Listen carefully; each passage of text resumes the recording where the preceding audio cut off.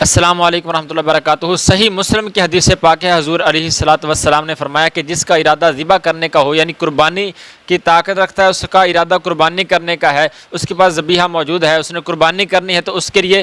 یہ ناخن اور بال وغیرہ جو ہے اپنے نہ کٹوائے گا۔ جیسے ہی ذی الحج کا چاند نظر آ جائے تو اپنے بال اور ناخن وغیرہ نہ ترشوائے، نہ کٹوائے، اور جب اپنی قربانی کر لے اس کے بعد پھر کٹوائے۔ اور علماء کرام فرماتے ہیں یہ مستحب ہے کہ جس کی قربانی ہے وہ اپنے بال ناخن وغیرہ جیسے ہی چاند نظر آئے ذی الحج کا نہ کٹوائے، اور جب قربانی کرے اس کے بعد کٹوائے۔ اور جس کی قربانی نہیں ہے وہ بھی اگر ایسا کرے گا، یعنی اپنے بال ناخن وغیرہ ان 10 دنوں میں نہ کٹوائے، جیسے ہی چاند نظر آئے نہ کٹوائے، قربانی کے بعد کٹوائے، ترشوا لے، تو انشاءاللہ اس کو بھی قربانی جتنا ہی ثواب اور اجر ملے گا۔ تو آج چونکہ 29